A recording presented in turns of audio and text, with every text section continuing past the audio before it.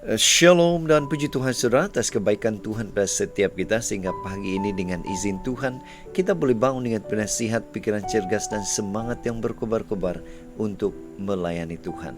Untuk memulai renungan kita, mari kita berdoa. Bapa di syurga, terima kasih atas kebaikan-Mu karena bersama dengan kami sementara kami mendengar dan mempelajari firman Tuhan. Dalam nama Yesus kami berdoa. Amin. Saudara-saudari yang dikasihi dalam Kristus, tajuk renungan kita pagi ini adalah Tuhan tetap terlibat. Untuk apa? Firman Tuhan Zefanya 1 ayat 12 mengatakan, "Pada waktu itu aku akan menggeledah Yerusalem dengan memakai obor dan akan menghukum orang-orang yang telah mengental seperti anggur di atas endapannya dan yang berkata dalam hatinya, Tuhan tidak berbuat baik dan tidak berbuat jahat." Saudara, bacaan kita hari ini, kita boleh baca dalam buku Zefanya 1 ayat 2 hingga 18.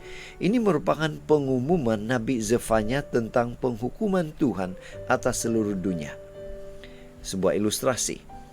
Mendapat suatu pencapaian yang luar biasa tentu membuatkan diri sendiri merasa bangga.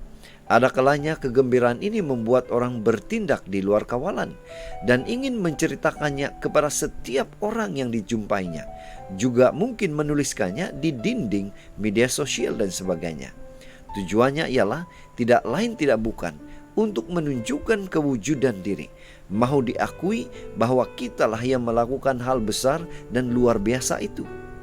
Saudara, jika kita memiliki kebiasaan mengagungkan kemampuan atau pencapaian diri sendiri, waspadalah supaya jangan sampai kita memiliki pandangan yang menganggap Tuhan tidak terlibat secara langsung dalam kehidupan harian kita.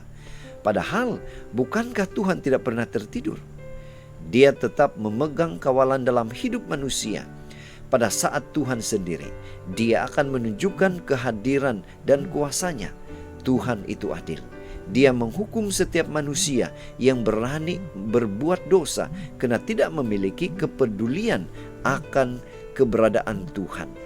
Dalam bacaan kita hari ini, anggur yang baik mutunya, yakni jernih dan bebas hampas, diperoleh karena mengalami proses penuangan atau pemindahan dari tempayan satu ke tempayan lain melalui penyaringan. Saudara, bagaimana dengan kita? Apa aplikasi renungan ini untuk kita? Mari kita perhatikan kehidupan kita, supaya hidup kita tidak menjadi kental seperti anggur di atas hendapannya, yaitu merasa puas diri karena merasa bahwa semua kemampuan dan pencapaian yang kita miliki adalah hasil usaha sendiri. Bertindak sesuka hati dan berkubang dalam dosa tanpa perasaan takut kepada Tuhan. Ingat saudara, orang yang terbuai dalam keselesahan karena merasa diri hebat tidak akan pernah mengalami proses pemurnian Tuhan. Itu sebabnya pada pagi ini mari kita ingatkan diri kita bahwa membuka hati dan peka kepada kehendak Tuhan akan membuat kita merasa keterlibatan Tuhan secara langsung, secara aktif dalam kehidupan kita. Inilah doa dan harapan kita.